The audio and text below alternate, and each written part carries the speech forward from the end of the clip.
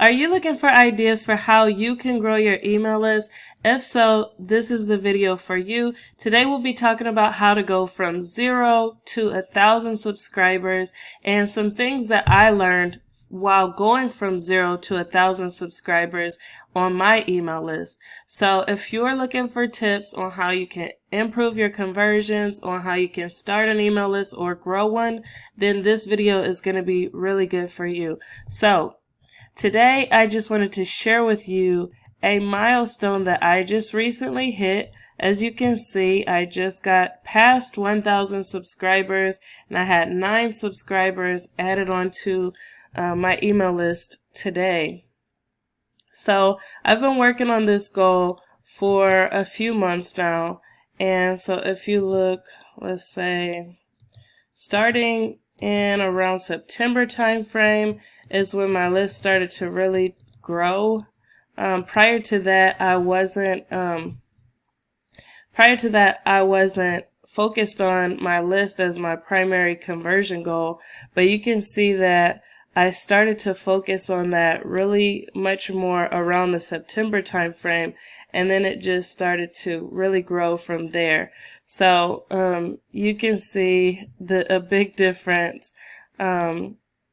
So let's talk about what did I do that caused my email list to take off like that, and what lessons did I learn that caused my email list to go from 0 to 1,000 subscribers. So let's get started. If you haven't met me before, my name is Tiffany Domena, and my website is howtoentrepreneur.org. The mission at How to Entrepreneur is to help you grow a business from idea to full-time income and from full-time income to enterprise. So if you haven't stopped by How to Entrepreneur before, definitely stop by and check out the resources that I have available there for you. Everything is inspired by helping you to grow your business. So definitely stop by and take a look at everything that's offered there. So let's go ahead and jump right in. These are some interesting email marketing stats that I think you should definitely know.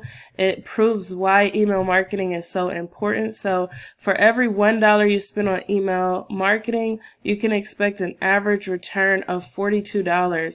So this is really important to know, because email marketing is not just something that you're spending money on. It's something that gives you a return. So in 2019, global email users amounted to 3.9 billion users, and this figure is set to grow to 4.3 billion users in 2023. So a lot of people know that Facebook and Instagram and Pinterest and all of those have a lot of users, but email is still aggressively growing, and is still a method of communication that a lot of people are using. So in 2019 alone, 293.6 billion emails were sent and received each day. So that's a lot of activity taking place, a lot of people communicating using email, and it just proves once again that email is still a valid way of communicating online. But something else to note is that if this many emails are being sent back and forth, then you know that a lot of the people who you're emailing also have other people emailing them. So when you send out an email, it has to be extra catchy because there's competition in the email box. So you can't just try to just send out a blanket email and wonder why aren't they opening it. It has to be it has to stand out. So another thing is, according to the data, 81% of small businesses still rely on email as their primary customer acquisition channel, and 80% for retention.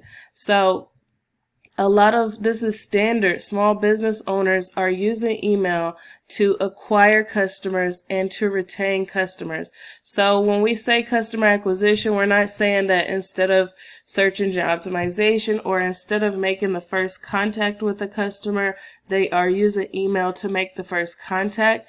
In many cases, that's not the case, but they are using it to improve the trust and to improve the conversions through and to warm up the relationship so that it becomes a buying relationship.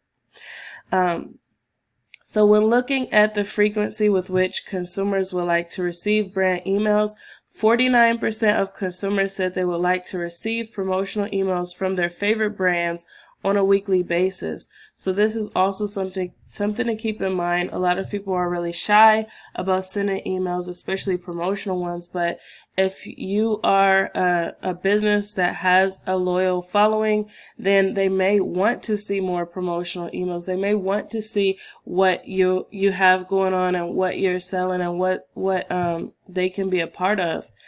Another thing is stats show that you want to send between 5 and 19 emails per month. Less emails makes your list go cold, and more emails can be annoying. So you want to be somewhere in the middle. So I've seen people on both sides of the fence. Some people say email every day, and some people are scared to email at all. So this is a good statistic to show that there's a good balance, at least once a week or a little or more than once a week. So these stats are just something to think about. And it also helps you with your time management. When you decide to go in an email, you can ask yourself, am I ready to balance an additional 5 pieces of content in addition to whatever else I'm doing? Because email marketing is about building a relationship. It's about consistency. So you want to be ready to make that commitment. So I just reached the milestone, and I just showed you that I just reached 1,000 email subscribers. Originally, when I started my website at How to Entrepreneur, that wasn't a goal for me. I started out as an affiliate marketer, or as doing affiliate marketing on the website. And so the original goal was to get sales for the affiliate partners that I have relationships with. And so I would direct link the traffic to affiliate partners. And then over time, I decided that this isn't a good long-term business strategy to direct link. And I'll be talking about more of why as we go on. But first, I want to talk about how I'm sharing this milestone. And this isn't a milestone that's big for a lot of people. A lot of people would overlook something like they're earning their first dollar online, earning their first $10, earning their first $100, or 1,000 subscribers on their email list.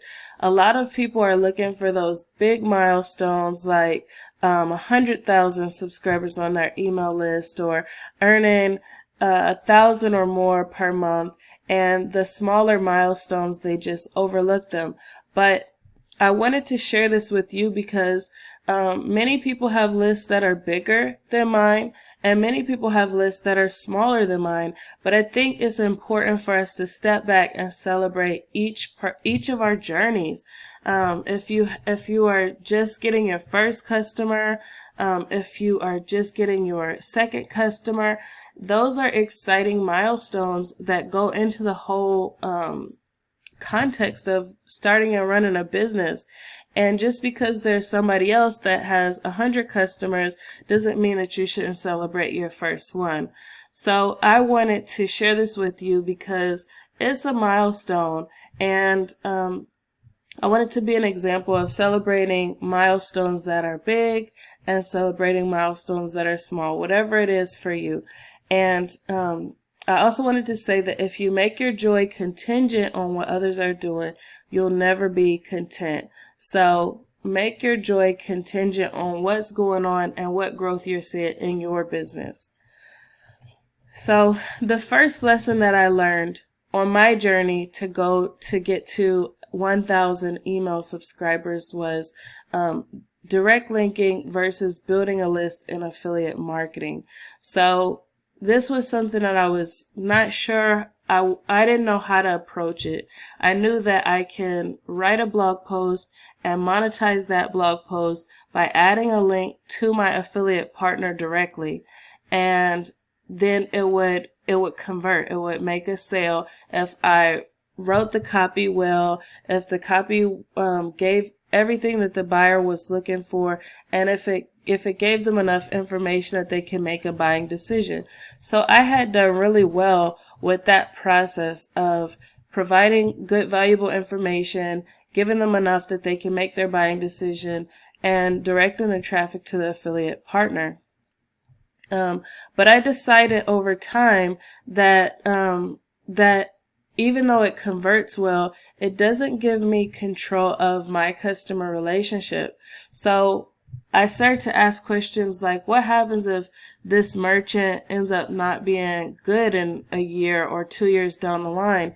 And what if they get sold or something like that and the service declines? What if something happens? How would I be able to protect the relationship that I started? Because these people are buying a product or service based off of my recommendation. So I wanted to make sure that if I provide a sound recommendation, I can go back and say, well, the product changed, or it's no longer something I can recommend, and still be able to pass on that message to people who trusted me with following my recommendation. I also wanted to be able to maintain a longer term relationship. What if, for me, my mission is to help you grow a business from idea to full-time income and from full-time income to enterprise. And that doesn't just require one product or one service. So it's no way for me to say, well, if you incorporate, then your business is set. You'll be able to get a full-time income from that business because you incorporate it. So there's a multitude of different things that help with the customer journey of going from idea to enterprise. And depending on your business, you might have the same situation. When your customers come to you, they have a specific outcome that they're looking for. And if you need to help them go through several different hurdles to get to that outcome, then you have to have a way of maintaining that relationship over time. So a long-standing business has its own customer list and control of its own customer relationships. And this is something I believe strongly, and something that I've watched with bigger companies like Chick-fil-A or Walmart or Target or any of those companies. They're not relying on Facebook or relying on Pinterest or anything like that. They have their own customer list. They have emails and different things that they're doing, addresses. They send out mail. So there's different ways that they come in contact with their customers to get their customers' attention. And as a business owner, we all have to be thinking like that. Facebook may not be around next year. And what happens if they're not around? Are we going to completely lose customers, completely lose contact with all of the customers because we established the relationship solely through Facebook? Or are we going to diversify and find other methods of maintaining that relationship and holding on to the attention of those customers? So this is something that I learned. This is one lesson that I learned, and you can see how in September, around that time frame when I decided to make some changes and to not direct link so much, then you can see how the growth kind of took off from there. So some things that you have to be mindful of. It wasn't like when I decided to switch from direct linking to capturing emails, it wasn't like just a seamless process. I had sales conversions go down because instead of sending people directly to the merchant or the affiliate partner, then I was trying to get the email address before they went there. And at the time, I didn't really, I didn't have everything built to convert as well as it could. So there was kind of hiccups in the process, and I had to improve the way that the process converted. And I'm still experimenting with that. My sales conversions were still better with direct linking than they are now, and I will continue to work on improving that. But I wanted to share that with you. So lesson number 2 is email marketing conversion optimization.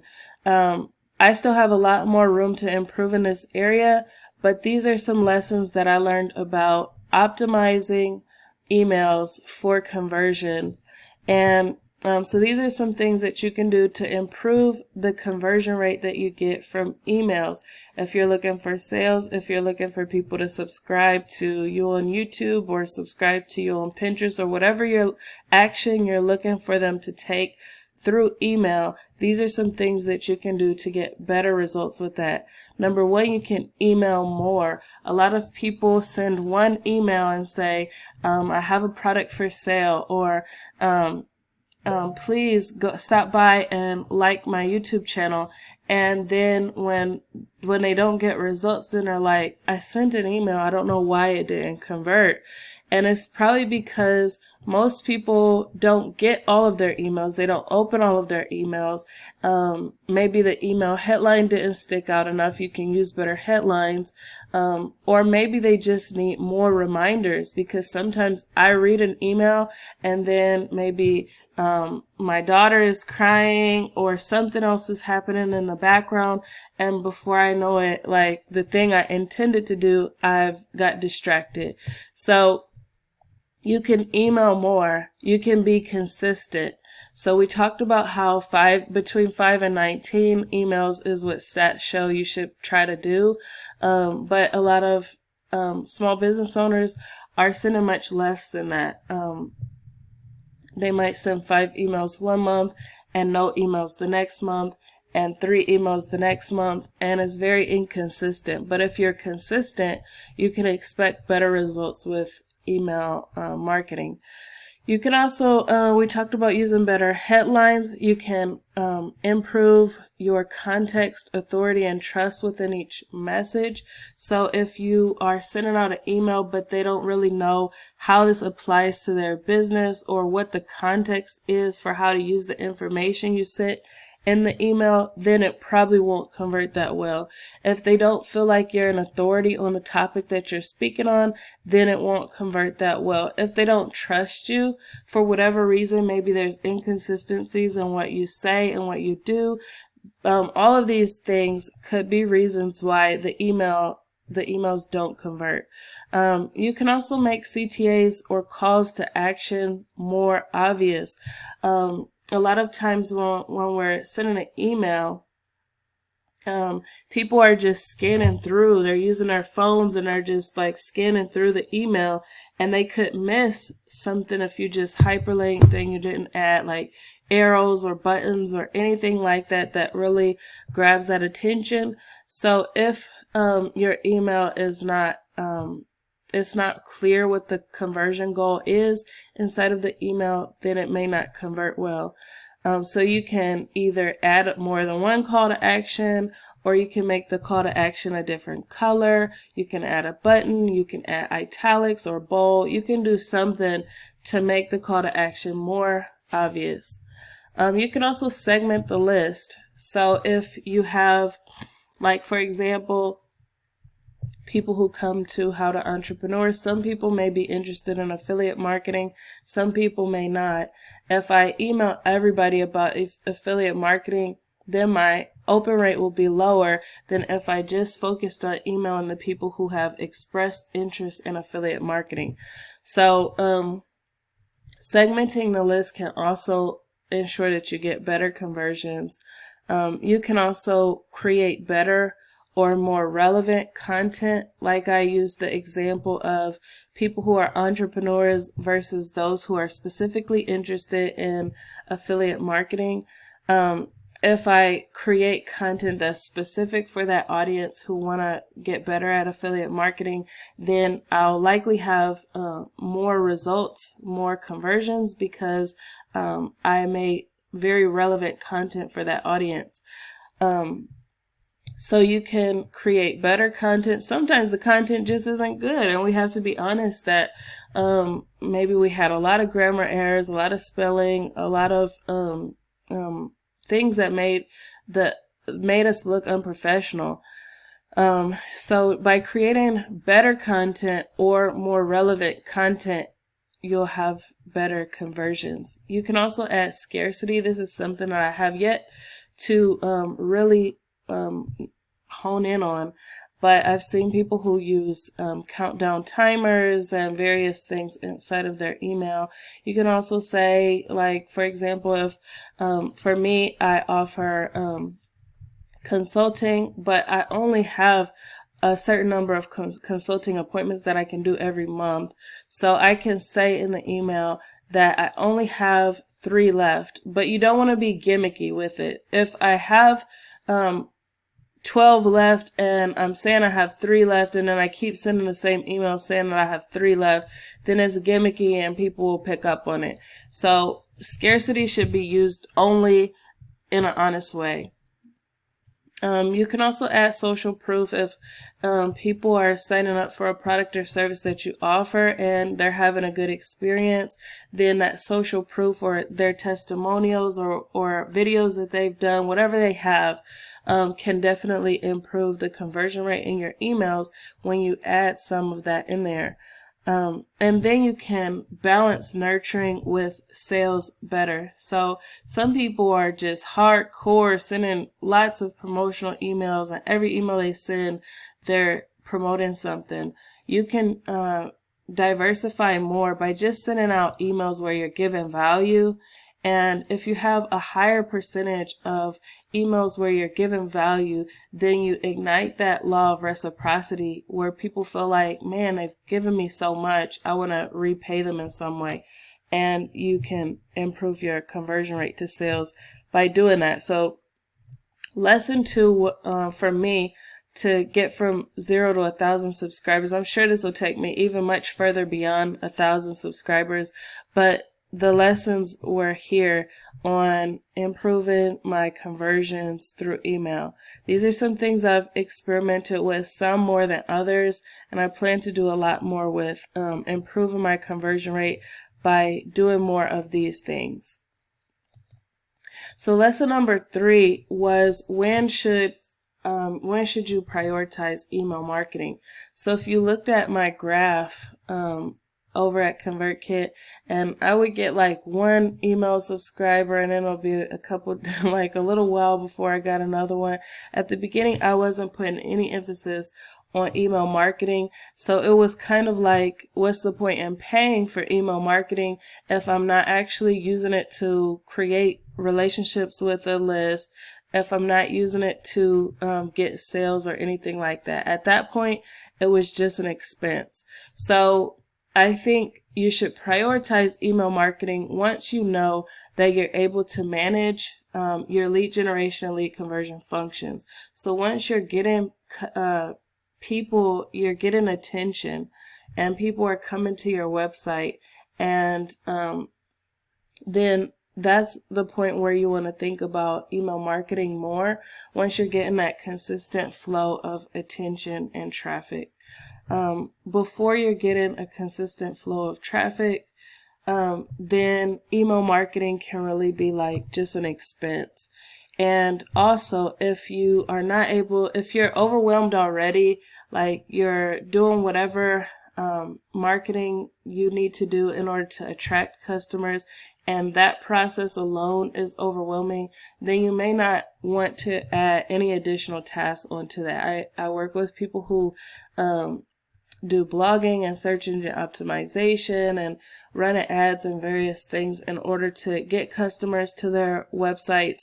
And if they're already overwhelmed at doing 1 blog post per week and they're not getting traffic, then I wouldn't recommend that they go out and get an email marketing service, because they're not really able to put in the work that it requires to build the business at this point. So adding more expenses without without being able to see that return in the immediate future is really, I wouldn't suggest it, basically.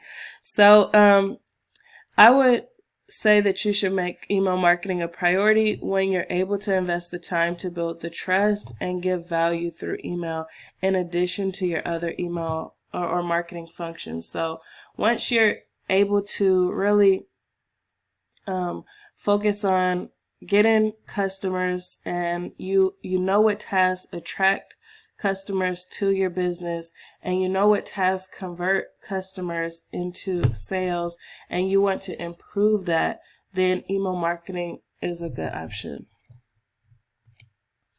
So lesson number 4 is, how do you choose an email marketing platform?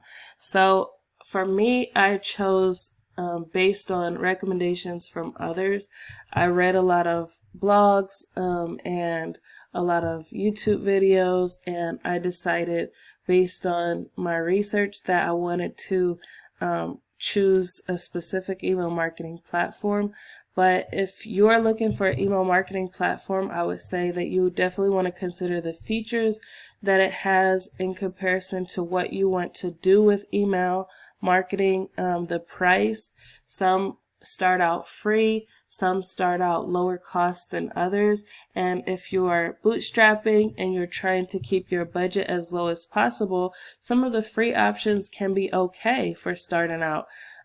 So I've done reviews on various different email marketing platforms, and one place that you can start out for free is Sendinblue, and I can leave a link in the description box below if you're interested in starting for free.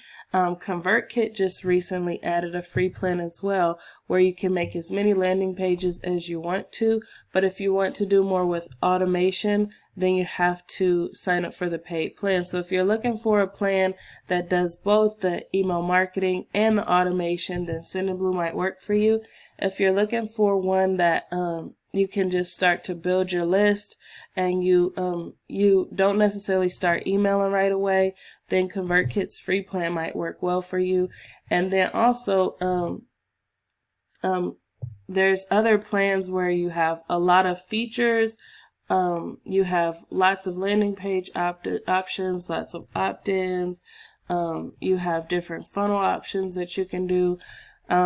For things like that, I recommend GetResponse, and I also use a platform called Podia if you're looking for to create online courses and being able to email from that. So there's so many different feature sets that you can find with the email marketing platforms. And if you're looking for specifics, which features go with what platform and all of that, then definitely check out the reviews that I've done on these different platforms that I've talked about in this video, and you'll see pros and cons. You'll see what the features are, what other customers are saying, and much more. As far as the ease of use, I think this is one of the top reasons why you should choose one. A lot of them let you try before you buy, and if you try one and it's like confusing for you, then that's a big red flag.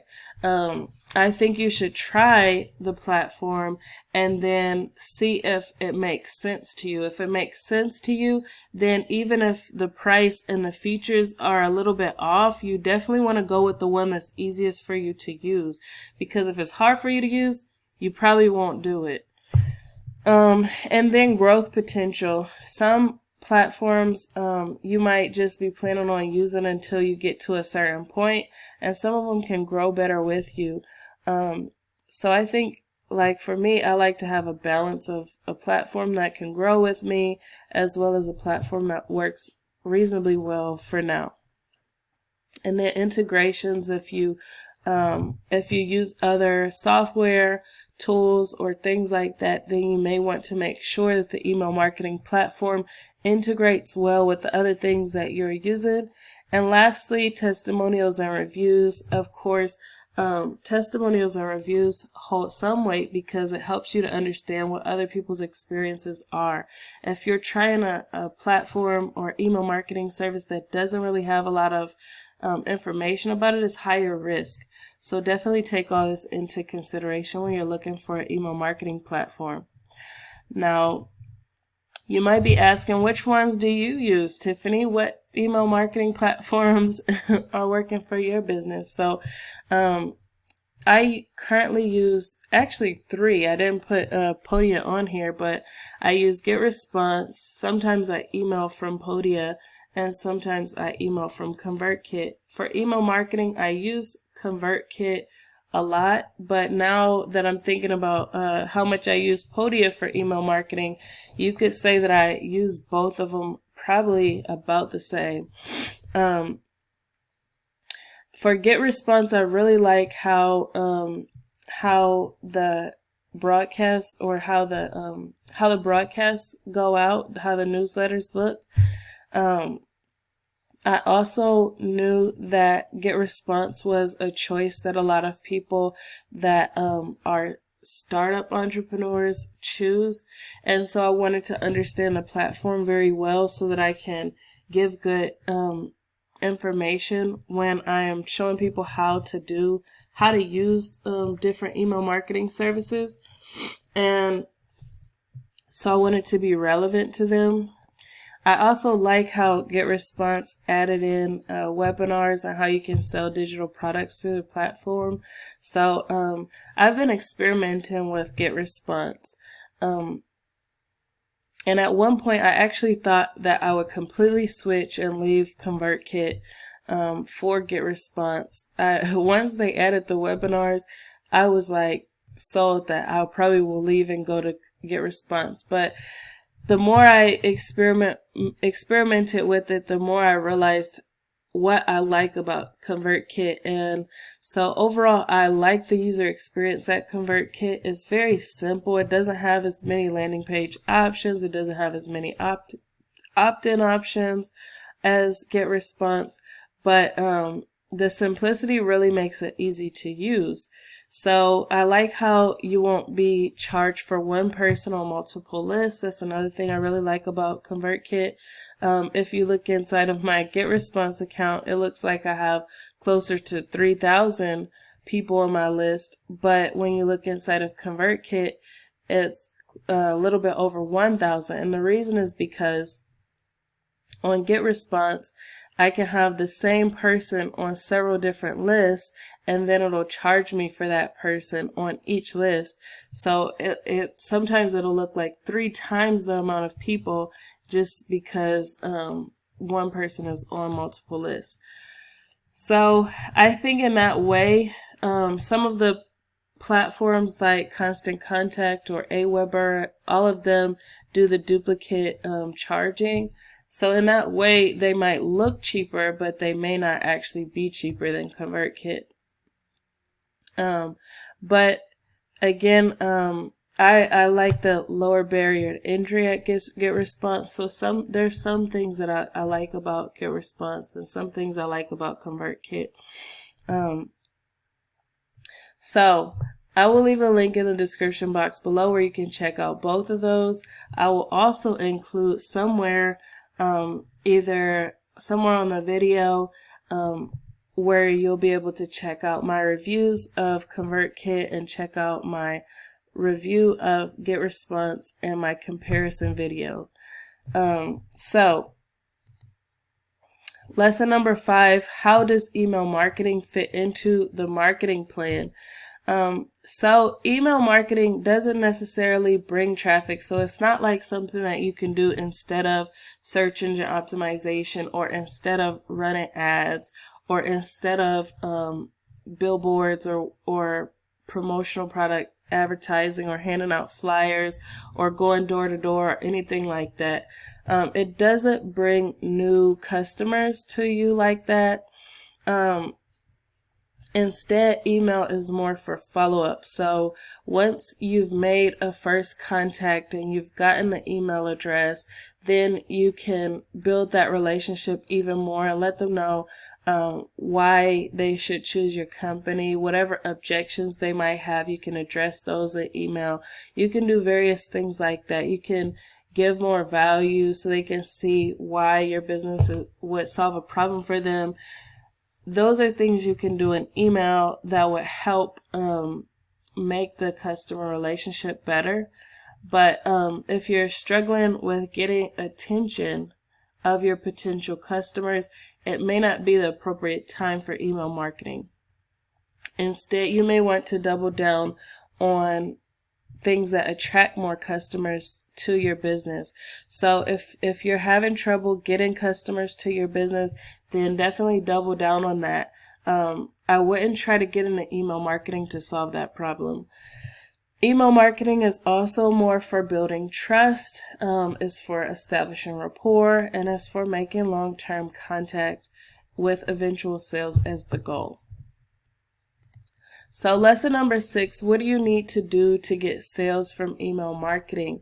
To get sales from email marketing, you have to commit to giving lots of value in email. So each person's email box is like the search results. And I gave this example a little bit earlier, but you have several different emails to choose from. And so you want your emails to be exciting and engaging so that people choose to prioritize your emails above others. You want people to see your email in their email box and smile and think, well, I want to read this one first, because they're used to your emails being so engaging. So I think that creating that rapport is what you need to do to get sales from email marketing. Lesson number 7, does every website need email marketing? And the answer to this is absolutely not. Some websites don't plan to commit the time to email marketing, and some websites just plan on making their sales from cold traffic. So, for example, maybe you have a website and it's all about, let's say something like golf balls. And so the price for the golf balls is fairly low, and people don't really need to do a lot of research, and it doesn't require a lot of trust because you're just linking to Amazon. So Amazon already has a trusted reputation. So for a website that doesn't require a lot of trust, then it might be okay to do that without email marketing. And for a website like that, it might not even make sense to try email marketing because maybe people don't really want to get a lot of emails about golf balls all the time, you know? So, so you have to think in context to what you're trying to do, what your website's about, what your business is about overall, and what makes sense. Lesson number 8 is, do unsubscribes matter?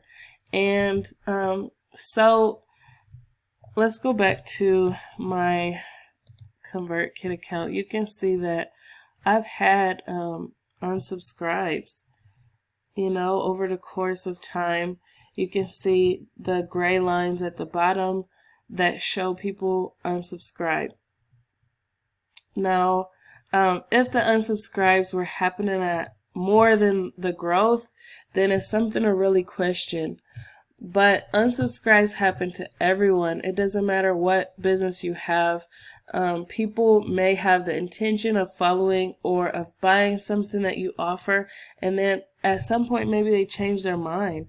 So I know I've signed up for free trials of things and different stuff online, and then later I'm like, you know, I really don't plan on doing that right now, and then unsubscribe. It's not personal.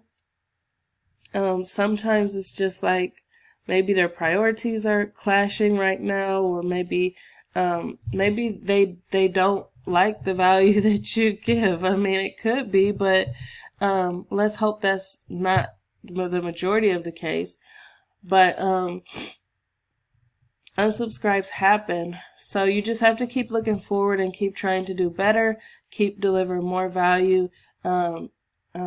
Keep your eyes set on improving your skill set and becoming better at email. And over time, you'll see more and more conversions, and the unsubscribes really will become the minority. So there's lots of different intentions that people have, and you can't control all of that. So I think I have number 8 twice. So this is actually number 9. What's a good open rate? And this really varies. So in terms of open rate really varies. So if your audience is segmented well or they're highly engaged with your content, the open rate should be very high. I have some sequences where the open rates are really high, and but for emails that are not segmented as well, that you're sending to the majority of your list and not really segmenting based off of their activity, then your open rates may be lower for those. If your open rates are below 10% consistently, then you may want to consider segmenting. You may also want to consider cleaning your list or revamping your email strategy altogether. So these are just some things to keep in mind. This isn't set in stone. This is just something to think about. So, and number 10, are lead magnets important? Yes, they are. So one thing that I did that really spiked the results of my email list growth was to play around with email lead magnets. So I was originally I had a course, and I would deliver the course on my WordPress website, and each day they would get a link to the lesson, and that worked well. I did get email signups with that as the incentive, but when I changed my lead magnet and the perceived value was higher, then I noticed that my my email list grew much faster. So it's all about the perceived value of the lead magnet that you give away. If people perceive the value of that as being high, then it'll be a no-brainer for them to give you their email address. If the perceived value is low, then they won't give you their email address, and you'll see that the list will grow slower. So people are really much more cautious than they were several years ago when businesses started operating online. Now there's lots of scams, and there's people who bombard their emails with pitches and that aren't relevant, and so people are much more cautious. So lead magnets are very important. It's a way that lowers the risk and makes them feel more comfortable with giving you their email address. So number 11, what types of lead magnets are good? This varies with niche. So it's really best to look around within your niche to see what others are doing, and then you can get some ideas and make a better version of a lead magnet for your business. So some common things that work within businesses are coupons. I see this a lot with local businesses. If you sign up to their email list, then you can get 15% off of your first massage, or 15% off of your first chiropractic appointment, or you can get your first dental visit for $29 when you sign up for their email list. So a lot of local businesses do some type of coupon as an incentive for signing up for their email list. When it comes to other types of businesses, like information-based businesses, then they might use something like an ebook or a white paper that solves a problem for their target audience. You can use a membership to like a Facebook group or something like that that helps to build the email list. You can use a course that teaches them how to do something they're looking to do, and that can help grow your email list. You can do a checklist, like if it's pregnant moms, you can do a checklist for what to pack in your hospital bag, or if it's a vacation, you can say what to do before you go on vacation. So it's so many different ways you can use checklists to be helpful if you have an audience that is about to do something that that checklist could help them. You can also do a boot camp, which could be like a 5-day challenge or something like that. That could work for like a weight loss niche, or it can work for a business niche. So you can do a boot camp where each day they get some type of challenge, and it helps them to get to a certain outcome over the course of that boot camp.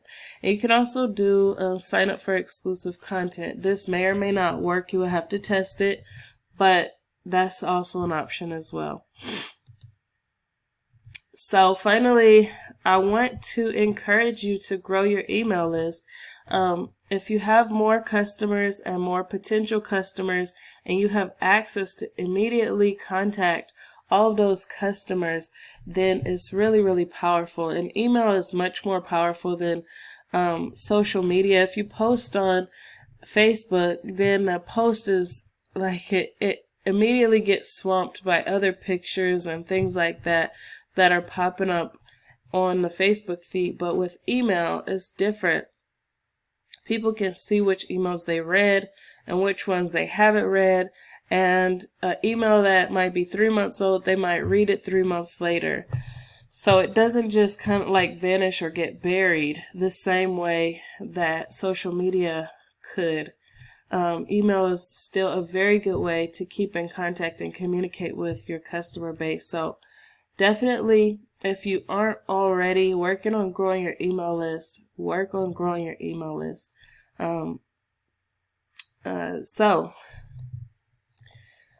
Lastly, if you have any questions about the things that I talked about in this video, definitely leave them down below in the comment section. I'd love to hear more from you. If you haven't yet, definitely follow or subscribe to my channel. Click the like below if you like this video, and click the notification bell if you want to be notified of upcoming videos. I'd love that. And also, stop by How to Entrepreneur if you haven't already. The resources there, I'm working on that every day to make sure that it's helpful for you if you're looking to start a business or grow a business from idea to full-time income and from full-time income to enterprise. So definitely follow along, stop by How to Entrepreneur, check out the resources there. If you have anything you're looking to see, definitely let me know.